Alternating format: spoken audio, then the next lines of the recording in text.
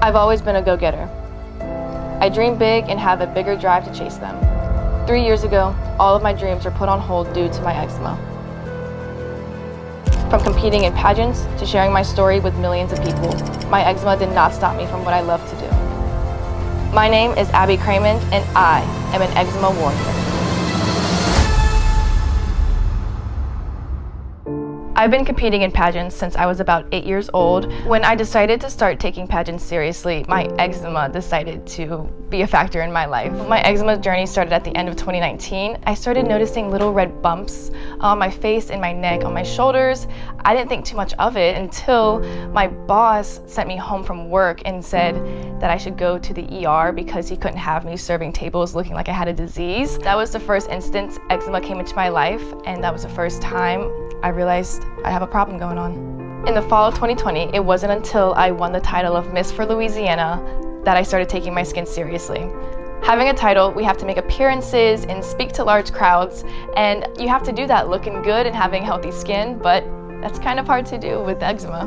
Having to put on makeup and get spray tans done, the eczema literally eats away at the patches of skin there. It makes it very discolored, very unflattering to look at, and kind of scary. And so it wasn't until that point I started experiencing physical, mental baggage from eczema. Flash forward to March of 2021, I'm on my way to Las Vegas, Nevada to compete at a national level for the title of Miss for America, and I got a spray tan done. But for the first time, I never felt a tan make my eczema throb. And similar to makeup, it'll cling on to the patches of eczema. It'll then start to eat it away, make it look nasty. And having to go that week having discolored skin was not fun. Being in the hair and makeup room at a pageant is one of the best experiences for me. In Vegas, this was one of the first times where I felt completely isolated and I felt like an outcast in that room. Allie Lee, who was my hair and makeup artist for the week, is such an amazing woman. She was the first that made me feel accepted with having eczema in the pageant world. When I first sat down in her chair at the pageant, I told her, hey, what you see here is eczema. It's not contagious, but any dry skin products you have, that'll be best. And she said, absolutely no problem, you look great.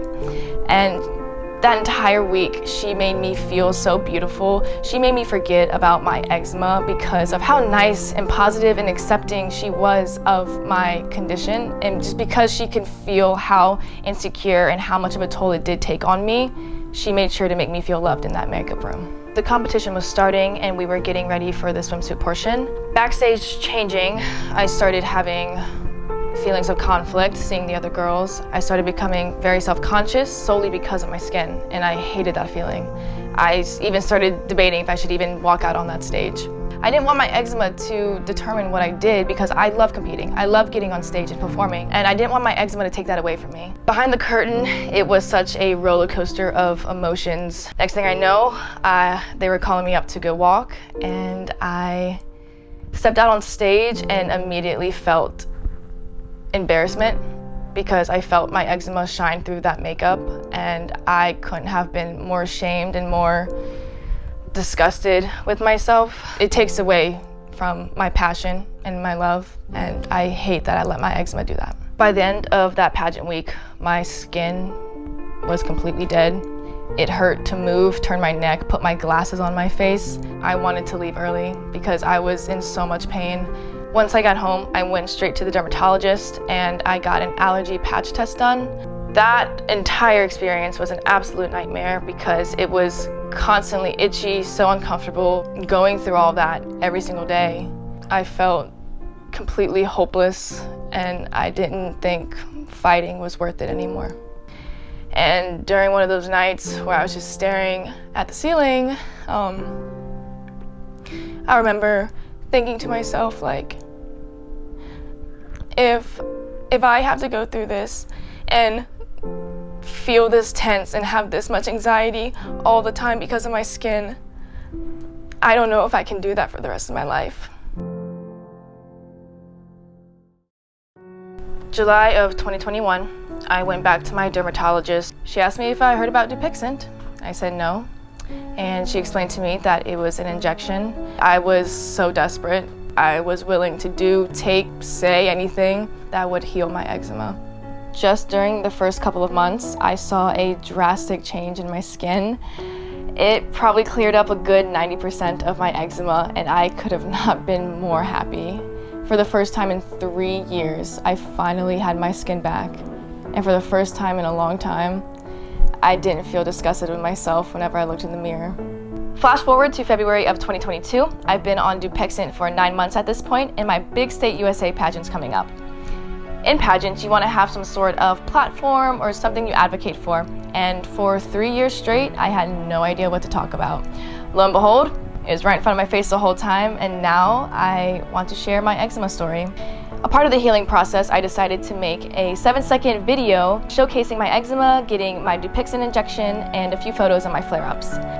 It was so hard for me to get myself to want to post it publicly, but I gave myself that push and I hit that post button. While that was a scary moment, didn't even know that my video was going viral. When I looked, it was at 17 million views, which is absolutely insane. I started receiving lots of comments and DMs from people telling me their own personal stories, my acquaintances applauding me for being brave, and strangers asking me for help. I know when I was at my lowest, I wish I saw an Instagram video and I was able to reach out to some girl on Instagram about her eczema. I just want to be that role model and that figure people can look up to. Just a few short weeks after posting the video that went viral on Instagram, the National Eczema Association DM'd me asking me if they can repost that video to their page. And from that point forward, the NEA and I started building an online relationship.